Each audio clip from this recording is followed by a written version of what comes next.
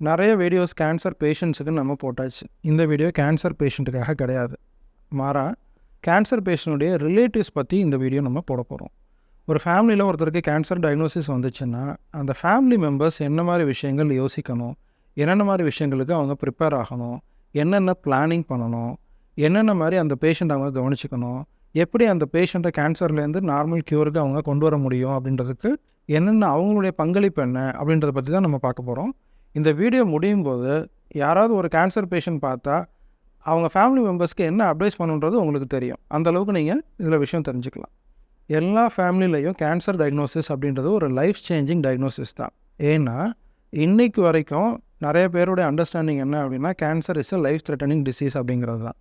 So க்யூர்லாம் நிறையா பண்ண முடியும், இருந்தாலும் அந்த லைஃப் த்ரெட்டனிங்ன்ற கான்செப்ட் இன்னும் மாறலை. ஸோ த மொமெண்ட் ஒரு ஃபேமிலி மெம்பருக்கு கேன்சர்னு டயக்னோஸ் ஆயிடுச்சுன்னா அந்த ரிலேட்டிவ்ஸ்க்கு எல்லாமே ஃபஸ்ட்டு வர தாட்டு, ஐயோ நம்ம அப்பாவுக்கோ இல்லை அம்மாவுக்கோ கேன்சர்லேருந்து காப்பாற்ற முடியாமல் போயிடுமோ, உயிருக்கு ஆபத்து ஆகுமோ அப்படின்ற பயம் தான் ஃபஸ்ட்டு வரும். ஸோ இந்த பயமே என்ன பண்ணணும்னா அவங்கள பேரலைஸ் பண்ணும், கரெக்டாக யோசிக்க விடாது, கரெக்டாக அடுத்த ஸ்டெப்பு ப்ரொசீட் பண்ண விடாது.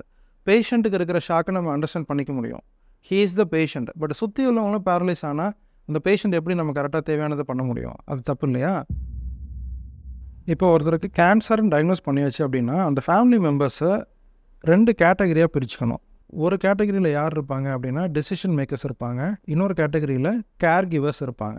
ஸோ அந்த டெசிஷன் மேக்கர் தான் என்ன பண்ணுவார் அப்படின்னா எப்போ போகணும், எந்த ஹாஸ்பிட்டல் போகணும், என்ன மாதிரி ட்ரீட்மெண்ட் பண்ணணும், அது கூட யார் போகணும், எதில் போகணும், இது எல்லாத்தையும் முடிவு பண்ணுறவர். அதே சமயம் பேஷண்ட்டை பார்த்துக்கிறதுக்கு மீதி உள்ளவங்க பொறுப்படுத்திக்கணும். அதான் அவங்க என்ன சொல்லுவோம், கேர் கிவர்ஸ்ன்னு சொல்லுவோம்.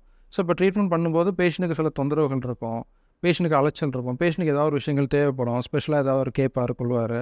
அந்த மாதிரி விஷயங்கள் பார்த்துக்கிறதுக்கு கேர் கிவர்ஸ்னு ஒரு குரூப் இருக்கணும். ஸோ இப்போ ஃபேமிலியில் ஒரு அம்மா 2 குழந்தைங்க இருக்காங்க, ஒரு தாத்தா இருக்காங்க அப்படின்னா டிசிஷன் மேக்கர் ஒருத்தவங்க இருக்காங்க அப்படின்னா அவங்க வந்து பேஷண்ட் பற்றின கேரில் அவங்க இன்வால்வ் ஆகணும்னு அவசியம் கிடையாது. அவங்க சுற்றி நடக்கிற விஷயங்களை பார்த்துக்கிட்டா போதும். மீதி உள்ளவங்க என்ன பண்ணணும், பேஷண்ட்டுக்கு தேவையானதை பண்ணி கொடுக்கலாம். ஸோ இது மாதிரி பண்ணும்போது தேவையில்லாத கன்ஃபியூஷன், டிலே வராது. ஸோ எந்த வேலையை யார் பார்க்குறாங்க அப்படின்றத நம்ம தெளிவாக பிரிச்சுக்கிட்டோம்னா பேஷண்ட்டான ட்ரீட்மெண்ட்டும் சரி, பேஷண்ட்டு க்யூரை நோக்கி போகிற ஜேர்னியாக இருந்தாலும் சரி, எந்த ஃப்ளாவும் இல்லாமல் அழகாக நடக்கும். ஸோ இந்த கிளாரிட்டி ரொம்ப முக்கியம். ஸோ மாற்றி மாற்றி ஒருத்தருக்கு வந்து பயப்படுறாங்க, ஃபேமிலியில் ஒருத்தர் பயப்படுறாங்கன்னா அவங்கள எல்லாரையும் போட்டு கீழே இழுத்துடக்கூடாது. ஏன் இப்படி வந்துச்சு, ஐயோ எல்லாம் இவ்வளோ நல்லா பண்ணிகிட்டு இருந்தாரு, எந்த கெட்ட பழக்கமும் இல்லையே, இவருக்கு வந்துருச்சுன்னு புலம்பி என்ன பண்ணுவாங்கன்னா அடுத்து யோசிக்கிறவங்களும் இங்கே என்ன பண்ணுவாங்க, அவங்களோட எனர்ஜி லெவலையும் கம்மி பண்ணி விட்டுருவாங்க. ஸோ அந்த மாதிரி விஷயங்களை தயவுசெய்து தவிர்த்துட்டு தெளிவாக பிரிச்சுக்கோங்க. யாருடைய ரோல் என்ன அப்படின்றது, அந்த ரோலை கரெக்டாக பண்ணுங்கள், நேரத்துக்கு பண்ணுங்கள். அந்த பேஷண்ட் குணமாக்குறதுக்கு வாய்ப்புகள் ரொம்ப நிறையா. ஸோ இப்போ ஏர்னிங் மெம்பருக்கு கேன்சர்னால் இந்த மாதிரி சேலஞ்சஸ் சொல்கிறோம்ல, எல்டர்லியில் கேன்சர் வரும்போது சில மாதிரி டவுட்ஸ் எல்லாம் ரிலேட்டிவ்ஸ் கேட்பாங்க. அது கேட்குறதுக்கு எங்களுக்கு இனிஷியலாக ரொம்ப ஆச்சரியமாக இருக்கும், இப்படியெல்லாம் எப்படி யோசிக்கிறாங்க அப்படின்ட்டு. அது என்ன அப்படின்னு பார்த்தீங்கன்னா கேட்கும்போது உங்களுக்கு ஷாக்காக தான் இருக்கும். ஆக்சுவலி ஒரு தடவை ஒரு பேஷண்ட்டுடைய ஒய்ஃபு, அது பேஷண்ட் வந்து அவருக்கு 80 வயசுக்கு மேலே, ஒரு ரிட்டையர்டு ரயில்வே எம்ப்ளாயி, அவருக்கு கேன்சர் டயக்னோஸ் பண்ணிட்டோம், ட்ரீட்மெண்ட் பிளான் பண்ணிட்டோம், க்யூருக்கான சான்சஸ் இருக்குது, எல்லாம் பிளான் பண்ணியாச்சு. அந்த பேஷண்ட் போனதுக்கப்புறம் பேஷண்ட்டோட ஒய்ஃப் வந்து ஒரு கேள்வி கேட்டாங்க. என்ன அப்படின்னா, சார் கேன்சர்னு சொல்லியாச்சு, ட்ரீட்மெண்ட்லாம் பண்ண போகிறோம், ரைட்டு, இப்படி வீட்டில் பேரன் பசங்க பேத்தியெல்லாம் இருக்காங்க, வீட்டில் வேலை ஒன்றா இருப்பாங்க, கொள்வாங்க, அவங்கள தூக்கி எடுத்து கொஞ்சலாமா, உட்காந்து சாப்பிட்லாமா, ஊட்டி விடலாமா, இது மாதிரி ஒரு டவுட்டு கேட்டாங்க. அது கேட்டதுக்கப்புறம் தான் ஓகே பேஷண்ட் மத்தியில் இப்படி ஒரு சந்தேகம் இருக்குன்றதே எனக்கு புரிஞ்சுது. ஸோ என்ன நீங்கள் புரிஞ்சுக்கணும் அப்படின்னா கேன்சர் வந்த பேஷண்ட்டை ஒதுக்கி வைக்கக்கூடாது. You should not treat him or hers as a sick person. அந்த டயத்தில் தான் அவங்களுக்கு எல்லா சப்போர்ட்டும் தேவை, எல்லா மாரல் சப்போர்ட்டும் தேவை, எல்லா விதமான ஹெல்ப்பும் நீங்கள் பண்ணி கொடுக்கணும். அண்டு கேன்சர்ன்றது ஒருத்தர்கிட்ட இன்னொருத்தருக்கு பரவக்கூடிய பிரச்சனை கிடையாது. இப்போ சுகர் பிபி இருந்தால் ஒருத்தருக்கு இருந்தால் அவங்க கூட பழகிறதுனால இன்னொருத்தருக்கு வருமா, வராது இல்லையா? அது ஒவ்வொருத்தர் இண்டிவிஜுவலோடைய லைஃப் ஸ்டைல் பற்றின டிசீஸு.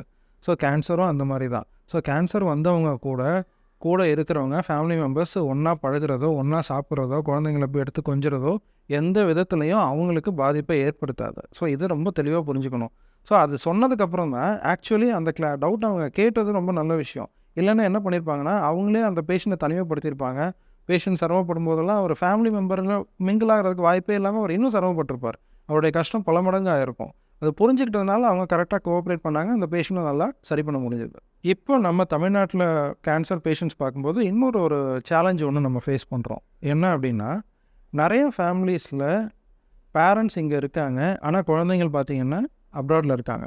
ஸோ அவங்க டயக்னோசிஸ் பண்ணோன்னே சரி ஓகே ஒரு ஷாக்கில் அங்கேருந்து கிளம்பி வந்து எல்லாமே பண்ணி கொடுத்துட்டு, பட் மேற்கொண்டு அடுத்த 4 மாதம் 6 மாதம் ட்ரீட்மெண்ட்டுக்கு அவங்களால கூட இருக்க முடியாது.